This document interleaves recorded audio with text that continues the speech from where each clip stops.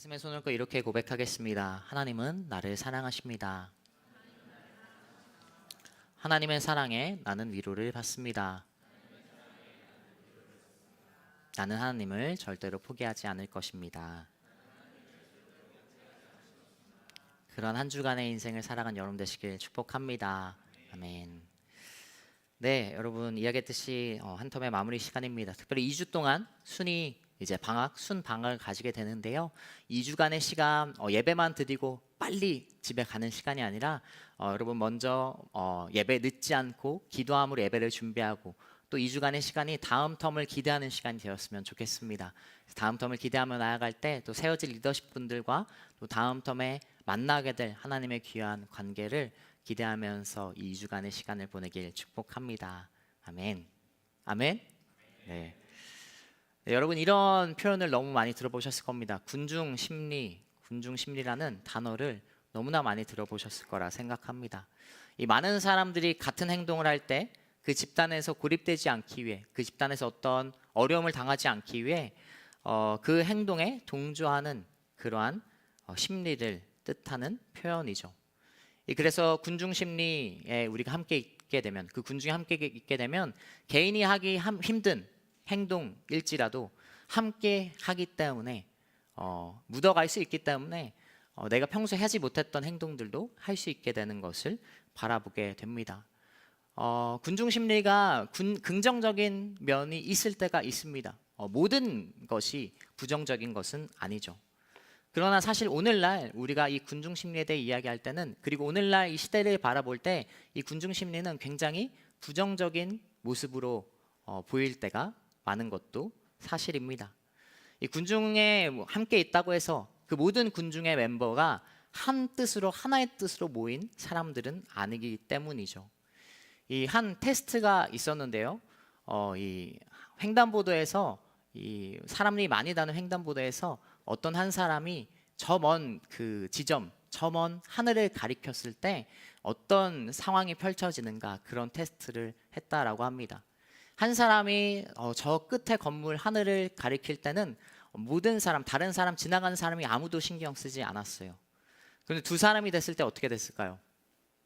두 사람이 됐을 때도 간혹 돌이켜보는 사람은 있었지만 대부분의 사람들은 그냥 그 횡단보도를 지나가고 그 사람들을 지나갔다라고 합니다.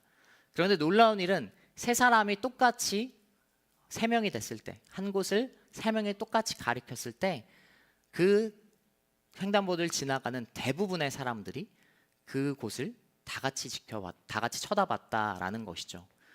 근데 쳐다봤는데 아무것도 없었음에도 불구하고 모든 사람이 그렇게 쳐다보니까 인터뷰를 했을 때 자신이 발견하지 못한 건 줄 알았다라고 이렇게 이야기하는 거예요. 이렇듯이 군중은 사실 두세 사람만, 세네 명만 마음을 먹고 한다면 그 많은 사람들의 어떤 의견과 그리고 많은 사람들의 행동을 어느 정도 통제할 수 있고 어느 정도 컨트롤할 수 있다라는 것이죠. 그런 면에서 오늘날 이 군중 심리가 발휘될 때는 이 많은 부정적인 모습들이 나타나는 것을 보게 됩니다. 사실도 제대로 확인되지 않은 채, 그것이 진짜인지 거짓인지 알지도 못한 채 정말 몇 사람이 함께 한다면 그것이 진실인 것처럼 여겨지는 모습들이 너무나 많은 것을 보게 되는 것이죠. 우리가 읽었던 오늘 사도행전 21장과 22장 모습에서 바울은 이미 한 소란을 일으킨 선동자로 낙인이 찍혀 있는 것을 발견하게 됩니다. 그러나 그것은 사실이 아니었고 진실이 아니었죠. 우리가 3주 만에 사도행전 말씀을 보게 됩니다. 그래서 3주 전에 사도행전 말씀이 무엇이었는지 전혀 기억하지 못하는 그런 눈빛인데요. 저희가 한번 3주 전 말씀을 한번 기억해 보면 좋을 것 같습니다. 21장 26절 말씀입니다. 21장 26절 말씀 함께 읽겠습니다. 이튿날 바울은 그 사람을 데리고 가서 그들과 함께 자기 몸을 정결하게 한 후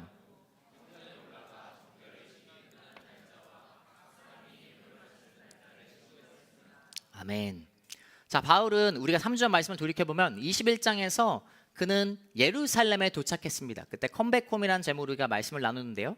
예루살렘에 오랜만에 정말로 어떻게 보면 예전에 그 다메섹 도상에서 그리스도인들을 잡으러 갔던 그 발걸음에서 이제는 하나님 안에서, 예수님 안에서 복음을 함께 나누기 위해, 그리고 로마로 서머나로 가기 위해 예루살렘에 돌아왔던 그의 발걸음을 함께 보았죠.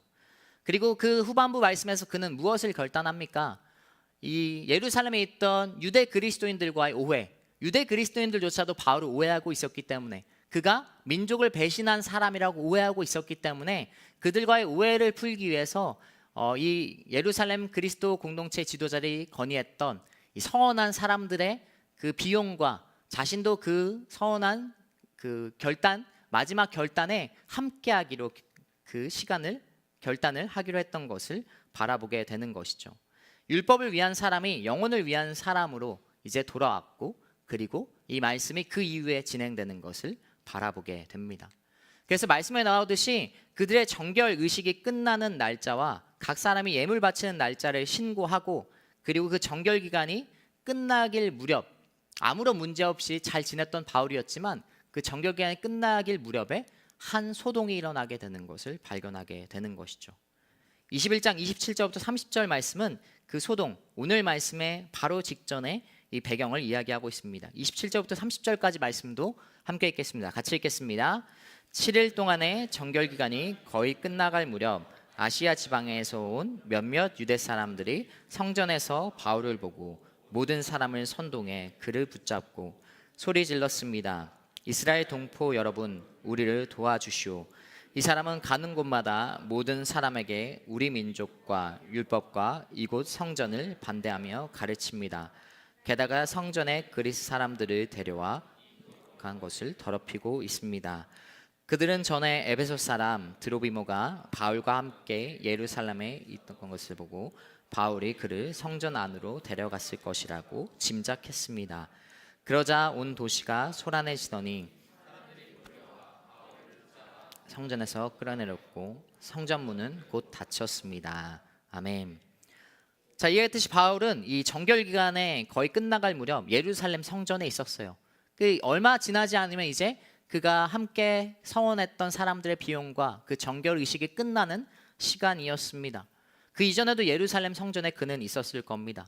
그런데 어떤 사람들도 예루살렘 성전에 있었죠?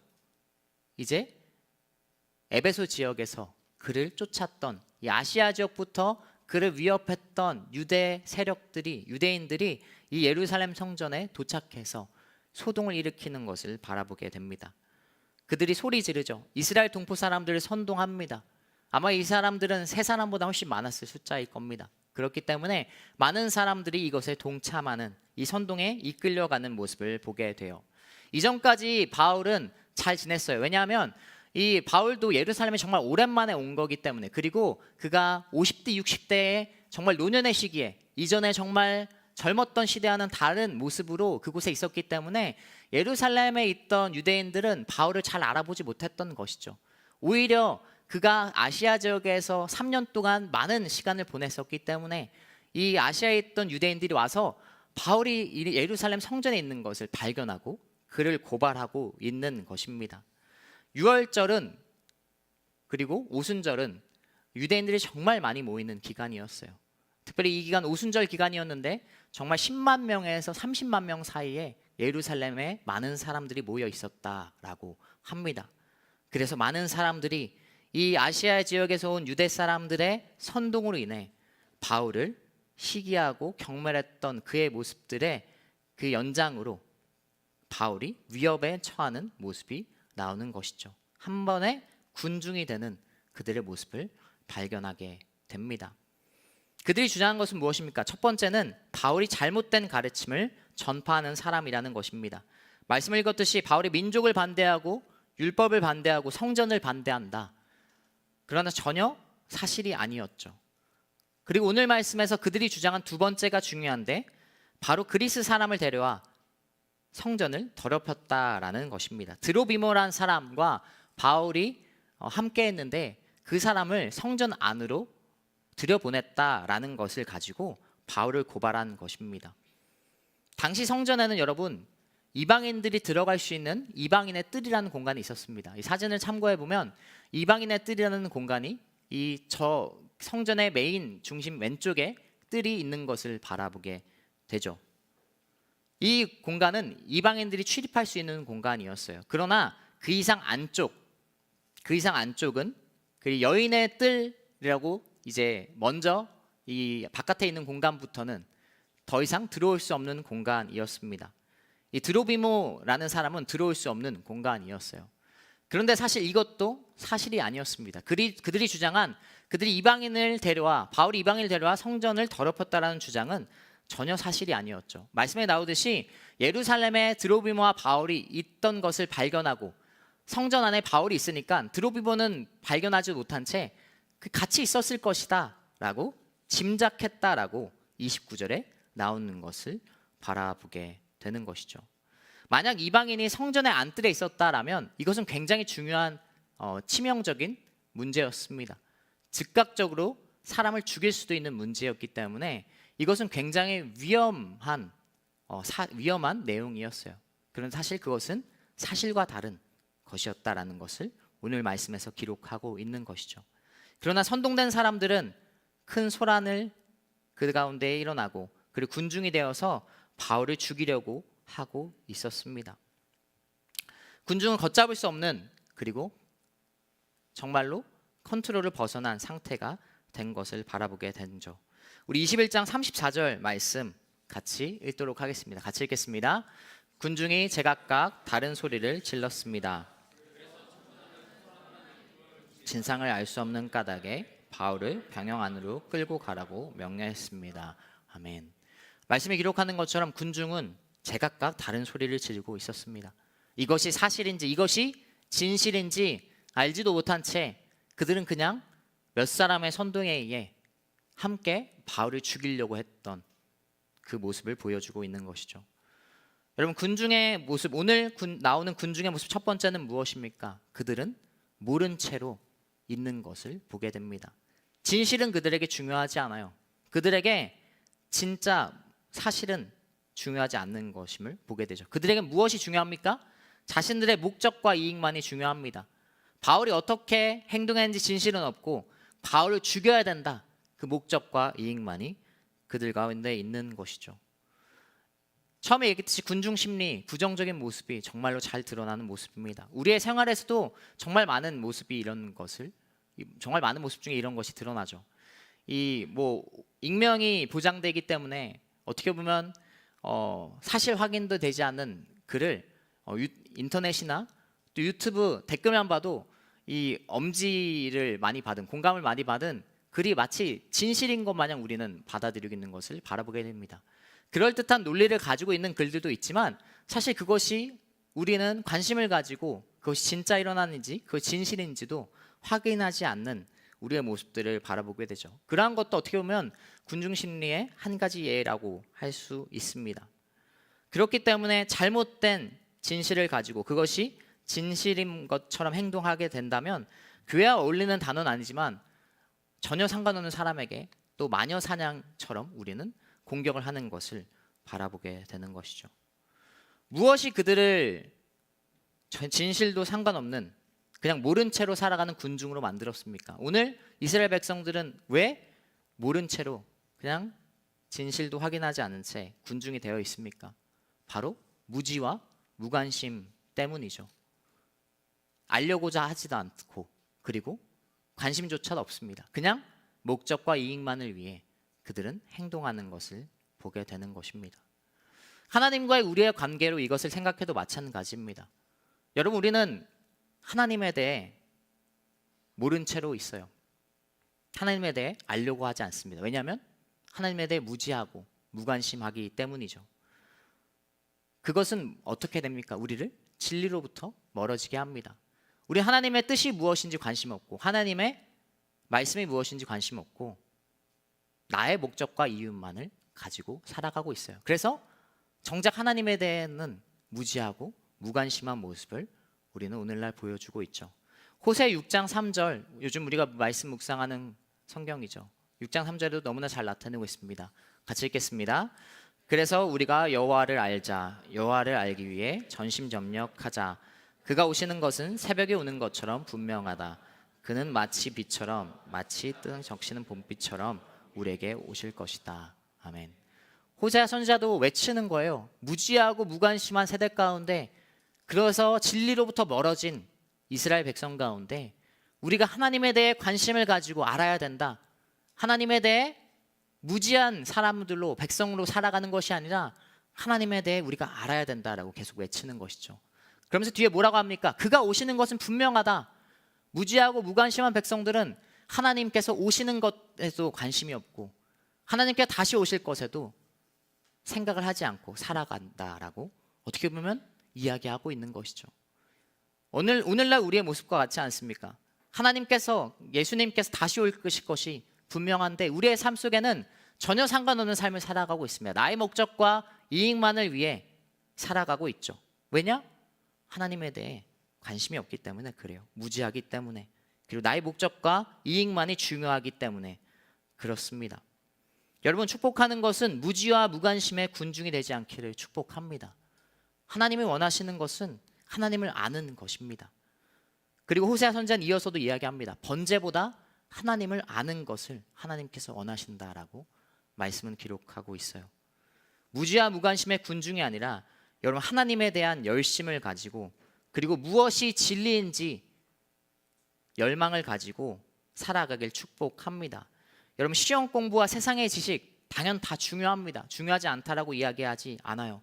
그러나 그보다 중요한 것은 그것을 통해 하나님의 뜻을, 하나님의 영광을 어떻게 드러낼 것인지가 중요하다고 몇 차례나 저희가 말씀드렸죠. 그것이 우리에게 중요한 과제입니다. 나의 목적과 유익만을 탐한다면 그냥 시험 공부의 결과만, 세상의 스펙만 중요한 사람이 될 것입니다. 그런 그것을 넘어 하나님에 대한 열심으로 살아가는 여러분 되시길 축복합니다. 우리 옆 사람을 이렇게 축복하겠습니다. 하나님에 대한 열심을 가지고 살아갑시다. 그래서 진리가 무엇인지 여러분 깨닫는 여러분 되시길 축복합니다. 우리 37절부터 40절까지 말씀도 함께 읽겠습니다. 같이 읽겠습니다. 군인들이 바울을 병영 안으로 데리고 가려는데 바울이 천부장에게 제가 한 말씀 드려도 되겠습니까? 하고 물었습니다. 그리스 말을 할 줄 아시오. 그렇다면 당신은 얼마 전에 폭동을 일으켜 4천 명의 자객을 이끌고 광야로 나간 이집트 사람이 아니오. 바울이 대답했습니다. 나는 길리기아 지방의 다소에서 태어난 유대 사람으로 그 유명한 도시의 시민입니다. 제가 저들에게 한마디 전할 수 있도록 허락해 주십시오. 천부장의 허락을 받고 바울은 층계 위에 서서 군중들에게 손을 흔들어 조용하게 했습니다. 잠잠해지자 바울이 히브리 말로 연설을 했습니다. 아멘.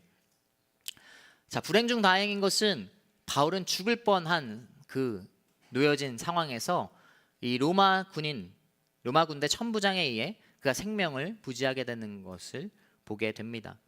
그리고 이 군인과 천부장과 바울은 따로 이야기할 수 있는 시간을 가집니다. 그런데 바울이 이 천부장에게 이렇게 이야기하죠. 제가 한 말씀 드려도 되겠습니까? 하고 물었을 때 천부장은 굉장히 놀라는 것을 바라보게 됩니다. 왜냐하면 바울이 사용하는 이 언어가 이 헬라어였기 때문에, 이 그리스어였기 때문에 그렇습니다. 그냥 단순한 그리스어가 아니라 바울이 사용했던 그리스어는 굉장히 고급 지식인들이 사용했던 헬라어라고 이야기합니다. 그렇기 때문에 이 그리스 천부장, 그리스어를 하는 이 바울이 두고 천부장은 놀라게 되는 것이죠. 약간 생뚱맞은 대답을 해요.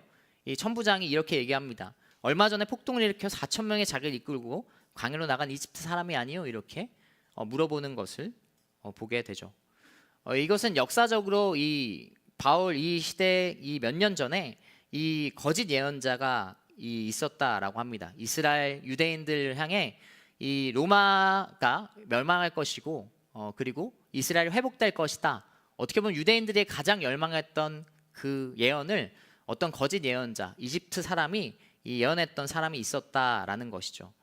이 바울이 범상치 않고 그리고 유대인들의 어떤 질타를 받으니까 이 거짓 예언자, 그때 그 거짓 예언자가 나타나서 어떻게 보면 질타를 받고 있구나라고 생각했던 것입니다. 그런데 바울이 대답합니다. 길리기아 지방의 다소에서 태어난 유대 사람으로 내가 저들에게 한마디 전할 수 있게 해달라라는 그런 정중한 부탁을 바울이 이어서 하는 것이죠. 그리고 바울은 이 허락을 받고 이 많은 군중들 앞에서 이제 유창한 또 히브리어로 그가 하나님의 말씀을 그리고 자신의 간증을 하는 것을 보게 됩니다.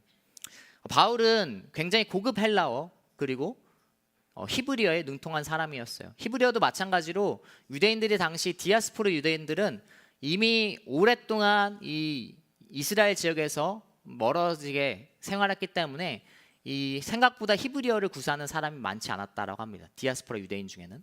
그런데도 그는 두 가지 언어에 정말 능통했던 어떻게 보면 슈퍼 엘리트였던 사람이었죠. 그는 그 많은 군중 앞에서 그가 어떤 이야기를 합니까? 22장 21절 22절 말씀도 함께 읽도록 하겠습니다. 같이 읽겠습니다. 그러자 주께서 내게 가거라 내가 너를 저 멀리 이방 사람들에게 보낼 것이다 라고 말씀하셨습니다. 사람들은 바울의 말을 이 대목까지 듣고 있다가 소리 높여 외쳤습니다. 저 사람을 세상에서 없애버리자. 저런 놈은 그냥 살려둘 수 없다. 그는 유창한 이 히브리 말로 이 말씀 앞에 부분을 우리가 다 읽지 않았지만 우리가 보았던 몇 번이나 보았던 자신에게 임한 예수 그리스도의 만남에 대해 이야기합니다. 자신이 그리스도의 도를 따르는 사람들을 잡기 위해 출발했던 사람이었지만 다메섹 도상에서 예수 그리스도를 인격적으로 만나고 그가 변화되었고 그가 그리스도의 복음을 위해 살아가는 그 간증을 그가 이야기하고 있는 것이죠. 그런데 우리가 읽었던 말씀처럼 그 간증을 듣다가 그 바울의 이야기를 듣다가 이 군중들이 참지 못하고 소리질러 말하는 것을 발견하게 됩니다. 어떤 이야기를 할 때 그들이 참지 못하는가요? 바로 이방인들에게 내가 사명을 받고 그 복음을 전하는 것을 힘써 나아가게 하셨다라는 그 말씀 속에서 이 이스라엘 사람들 유대인들이 참지 못하고 폭발하는 것을 보게 됩니다. 여러분 오늘 나오는 어리석은 군중들의 모습 두 번째는 그들은 듣지 않습니다. 끝까지 듣지 않아요. 군중들은 설득되지 않습니다. 왜냐하면 그들이 모인 이유가 있기 때문에 모인 노력이 있기 때문에 적어도 그들의 요구가 들어질 때까지는 그들은 다른 사람의 이야기에 귀를 기울이기보다 자신들의 요구에 집중하는 것을 바라보게 되는 것이죠. 자신들이 틀릴 수도 있다라는 그런 전제를 가지고 있지 않습니다. 선동된 군중들은 자신들이 틀릴 수도 있다라는 그런 생각을 가지지 않은 채 이 듣다가 격분한 감정적으로 변한 그들의 상태를 바라보게 되는 것이죠. 유대인들이 참을 수 없던 그것은 어떻게 저 더러운 이방인들과 우리가 같을 수 있느냐? 우리는 하나님께 선택하신 민족이다. 우리는 특별하다라는 철저히 선미의식 속에 사로잡힌 그들의 모습을 발견하게 되는 것이죠. 바울의 간증, 그 이전까지 간증은 괜찮았어요. 그런데 바울이 이방인들에게 하나님의 복음이 주어졌다라는 이야기를 듣자마자 그들은 격분하게 되는 것입니다. 여러분 다른 사람의 말을 듣지 않은 사람의 대표적인 특징은 무엇인가요? 이스라엘 사람들이 반응하는 것처럼 그것은 자기중심적인 사람입니다. 자기중심적인 사람은 자신과 관련된 것 그리고 자신의 어떠한 특권과 관련된 것을 건드리면 참을 수가 없습니다. 감정적으로 변하는 것이죠. 몇 차례 제가 차나 운전에 대해 이야기를 했지만 저 역시 운전하다가 굉장히 감정적이 될 때가 있습니다. 물론 우리도 운전하는 분들 다 공감하실 거예요. 저만 그런 거 아니죠? 네, 운전하시면 다 공감하듯이 굉장히 감정적일 때가 있습니다. 분명 안전을 위협하고 생명을 위협받을 때 저는 그런 반응도 나올 수 있다라고 생각해요. 물론 안 좋지만요. 정말 막 생명이 위협되고 안전이 위협된다면 깜짝 놀라거나 또 격양된 반응이 나오는 것이 사실입니다. 그런데 사실 운전하다가 그렇게 생명의 위협을 받는 적은 몇 차례 있지만 그렇게 많지 않아요. 그것보다 우리가 운전하다가 격분하게 되는 경우는 무엇입니까? 뭔가 그 안전의 위험 말고 나를 무시하는 행동을 했을 때 갑자기 도저히 끼어들 수 없는 공간에서 양보하기 싫은데 나를 무시하듯이 끼어들었을 때 그러한 어떤 감정적이 되는 경우가 되는 것을 바라보게 되죠. 그런데 사실 끼어들고 나서 비상깜빡이 켜주면 사실 누구로 들잖아요. 왜냐하면 그것이 나를 인정해 주는구나. 비상깜빡이 켜고 안 켜고가 사실 중요한 게 아닌데 그렇잖아요. 근데 비상감을 켜면 나를 존중해 주는구나, 이런 때문에 감정이 누그러지는 것이죠. 실제로 생명의 위협이 되는, 격앙되는 그런 경우는 많지 않고, 이 나를 무시하거나 나를 배려하지 않는다라고 생각이 들면 그렇게 흥분하게 되는 것이죠. 그런 모습, 분명 자기중심적인 모습은 사람들에게 분명히 있습니다. 그런 모습이 어떻게 보면 하나님 앞에서 우리가 돌이켜야 되는 모습인 것을 발견하게 되는 것이죠. 군중들이 듣지 않는 모습, 자기중심적인 모습으로 유대인의 선민의식 속에 들리지 않았던 모습처럼 우리는 하나님 앞에서도 자기중심적인 모습 속에서 하나님의 말씀에 귀를 기울이지 않고 하나님 앞에서 오히려 나의 자존심을 가지고 살아갈 때가 많다라는 것입니다. 그러나 자기중심적이 아닌 사람, 자신을 내려놓고 살아가는 사람은 듣고 경청하게 되어 있습니다. 그것이 바로 그리스도인 하나님의 말씀 가운데 우리의 모습이 되어야 되는 것이죠. 바로 바울이 그러한 사람이었다라는 것이죠. 오늘 나오는 군중들의 그러한 모른 채로, 진리는 외면한 채, 관심도 없는 채 살아갔던 사람들, 그리고 자신이 틀렸다라고, 자신이 절대 틀리지 않다라고 생각하는 자기중심적으로 살아갔던 군중들과 다르게, 유대인들과 다르게 바울은 정반대의 모습을 그가 보여줍니다. 어떤 모습이 그에게 우리가 발견할 수 있나요? 그는 이야기했듯이 억울한 상황이에요. 드로비모를 예루살렘 성전으로 들여온 적도 없고, 그리고 이스라엘 민족을 단 한 번도 배신한 적도 없어요. 그리고 율법을 파괴한 적도 없죠. 그리스도의 사랑으로 말미암아 오히려 율법이 완성된다라고 이야기했던 그였습니다. 그는 어떠한 상태입니까? 그러나 선동회에서 엄청나게 맞은 상태예요. 이 사실 죽기 직전의 상태에서 로마 군인들이 끌고 나온 것입니다. 그런데 그가 이 천부장이 허락받고 모두 앞에서 서서 이야기하는 것은 무엇입니까? 22장 앞에 말씀의 내용을 제가 얘기했듯이 그는 자신을 해명하지 않아요. 자신의 어떤 억울함을 이야기하지 않습니다. 오히려 그 만남의 그 시간을, 예수 그리스도의 만남을 이야기하는 증인으로 그곳에 서 있는 것을 발견하게 됩니다. 오순절, 가장 정말 유대인들이 많이 모인 날, 그 가운데 자신이 억울하게 맞고 핍박받고 곤고한 인생을 지금 살고 있음에도 불구하고 그는 증인으로서 그곳에 서 있는 것을 발견하게 됩니다. 왜냐하면 자신이 중요하지 않기 때문에 그래요. 자기중심적이지 않기 때문에 내가 좀 손해를 봐도 그것이 괜찮기 때문에, 하나님 안에서, 그리스도 예수 안에서 내가 손해를 보는 것은 그것은 아무렇지 않은 일이기 때문에 그렇습니다. 여러분, 우리의 모습 중에 마치 우리는 예수님을 보험 상품처럼 여길 때가 많습니다. 제가 별로 좋아하지 않는 것 중 하나가, 이 믿지 않는 사람들에게 천국에 대해 마치 예수님을 믿어야 된다 할 때 죽어서 어떻게 될지 모르니까 예수님 믿는 게 보험처럼 들어라, 보험처럼 그렇게 믿어볼 수 있지 않냐, 이러한 예를 그렇게 좋아하지 않습니다. 왜냐하면 예수님, 하나님은 보험 상품이 아니기 때문에 그렇습니다. 우리는 내가 손해를 보면 예수님이나 하나님께 따지죠. 하나님 왜 이렇습니까?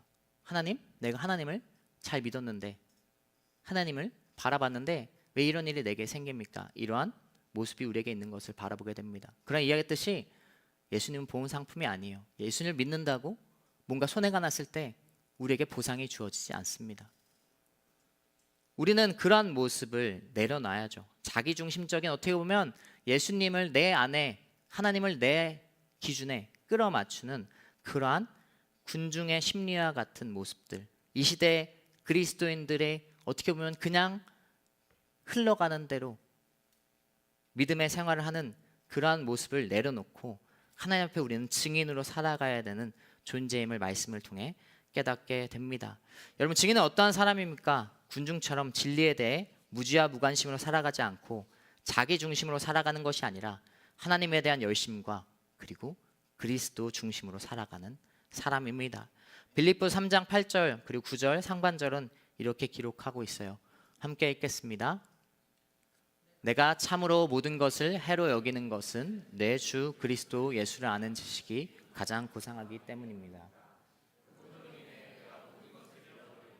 심지어 배설물로 여기는 것은 그 안에서 발견되기 위한 것입니다. 아멘. 바울은 이곳에서도 뭐라고 기록하나요? 그분으로 인해 내가 모든 것을 잃어버리고 심지어 배설물로 여긴다라고 이야기합니다. 이야기했듯 그는 슈퍼 엘리트였어요. 크비리어도 그리고 그리스어도 능통했습니다. 그리고 24절과 28절 말씀에서 그는 로마 시민권자였습니다. 24절과 28절, 24절과 27절, 28절 세 구절입니다. 죄송해요. 세 구절 한번 같이 읽겠습니다. 같이 읽겠습니다. 천부장이 바울을 병영 안으로 들이라고 명령했습니다. 그는 사람들이 왜 이처럼 바울에게 소리를 지르는지 알아내려고 그를 채찍질하고 신문하라고 지시했습니다. 천부장이 바울에게 와서 물었습니다. 말해보시오. 당신이 정말 로마신이오? 바울이 대답했습니다. 그렇소. 그러자 천부장이 말했습니다. 그러자 바울이 대답했습니다. 나는 태어나면서부터 로마 시민이었소. 아멘. 바울은 슈퍼 엘리트였으면서 로마 시민권자였어요. 그가 돈으로 얻은 시민권자였나요? 아니죠. 그는 태어날 때부터 로마 시민권자였습니다. 이 당시 로마 시민은 굉장히 특혜를 누리는 계층이었어요. 당연하겠죠. 지배를 했던 로마 국가의 시민은 다른 구별된 민족이었고 그리고 사람들이었습니다. 근데 그 중에서도 돈으로 사는 거 실제로 가능했는데, 그러나 태어날 때부터 로마 시민권자였던 사람들은 정말로 특별한 계층이었다라고 하는 것이죠. 그런데 그런 바울, 정말로 많은 공부와 그리고 집안도 정말 빵빵한 그의 모습에서 그가 빌립보서에서 고백하는 것은 그러한 것을 다 잃어버리고 심지어 배설물로 여긴다라고 합니다. 왜냐하면 예수 그리스도를 중심으로 살아가는 증인의 삶을 그가 살았기 때문에 그래요. 그냥 다른 사람과 휩쓸려 살아가는 그냥 그리스도인이 아니라 하나님 안에서 정말로 진리를 추구하며 하나님을 관심을 가지고 그리고 하나님 중심으로, 자기 중심이 아닌 하나님 중심으로 살았던 사람이었기 때문에 그의 인생이 이렇게 고백할 수 있고 또 그 모든 것이, 모든 희생이 상관이 없다라고 이야기하는 것을 발견하게 됩니다. 여러분, 이것이 우리의 삶이 되어야 됩니다. 이것이 그리스도인의 삶, 증인의 삶을 이야기하고 있어요. 군중이 아닌 그리고 그리스도의 증인으로 살아가는 여러분 되시길 축복합니다. 증인의 삶은 하나님께서 이끄십니다. 결국 바울은 어떻게 되죠? 바울은 잡히는 것으로 끝나지 않아요. 그가 소망했던 로마로 그리고 스페인으로 가는 소망의 길이 어떻게 보면 이 체포로 인해서 이루어집니다. 우리가 말씀을 계속해 보듯이 바울에게 수많은 적대자들이 있었어요. 목숨을 노리는 사람들이 있었습니다. 그런데 바울이 오늘 이 로마 군인한테, 특별히 천부장의 잡힘으로 말미암아 그가 이제 로마로 가는 길이 시작되는 것을 발견하게 되죠. 어떠한 길입니까? 로마 군인들이 함께 동행하는 길. 수많은 위협자들로부터 1000명이나 되는 군인들이 그를 지켜주고 그리고 많은 비용이 들어야 되는데, 물론 죄수의 신분으로 가는 거지만 공짜로 배를 타고 그가 로마로 가는 것을 발견하게 되죠. 증인의 삶은 모든 것을 잃어버리고 모든 것을 희생하는 것처럼 보이지만, 세상 사람들에게 보이기에는 어리석어 보이지만 그 길은 분명 하나님께서 이끄시는 삶인 것을 여러분 기억하는 여러분 되시길 축복합니다. 여러분이 그러한 하나님의 이끄심의 삶을 살아가는 이 한 주를 살아가길 축복합니다. 우리 옆 사람이 이렇게 마지막으로 고백하겠습니다. 증인된 삶을 살아갑시다. 아멘. 우리 말씀을 기억하면서 함께 자리에 일어나서 찬양하고 함께 기도하며 나아가도록 하겠습니다. 여러분, 그렇습니다. 여러분, 그리스도인으로 살아가는 것, 특별히 마지막 텀에 오늘 주일을 보내죠. 그리고 평소보다 많은 분들이 오셨습니다. 마지막 또 순모임이라 그런지 평소 많은 분들이 오셨습니다. 여러분, 저는 여러분들이 그냥 길공동체 그냥 군중이 되지 않길 축복합니다. 그냥 휩쓸려가는 그리스도인 되지 않기 원합니다. 그냥 하나님에 대해 관심 없고 하나님에 대해 아무런 느낌 없이 살아가지 않기를 축복합니다. 하나님께서는 살아계시고 오늘도 여러분 가운데 함께하고 계십니다. 하나님에 대한 궁금증을 가지길 축복합니다. 하나님에 대한 관심을 가지길 축복합니다. 그럴 때 여러분 정말 여러분이 하나님 안에서 궁금했던 것들, 그러한 궁금증을 가지고 나아갈 때 정말 하나님을 찾는 자들이 하나님을 만나게 된다는 말씀처럼 여러분이 하나님과 정말로 깊은 관계 속에 나아갈 수 있을 것입니다. 세상의 것들은 유한합니다. 세상의 것들은 다 없어질 것들입니다. 물론 필요한 것들을 우리가 가지고 살아야겠죠. 그러나 그곳에 목적을 두고 살지 않길 축복합니다. 하나님께서 허락하시는 그 영원한 놀라운 은혜와 축복에 함께 마음을 가지고 나아가는 여러분 되시 축복합니다. 우리 말씀을 기억하면서 함께 찬양하고 기도하겠습니다.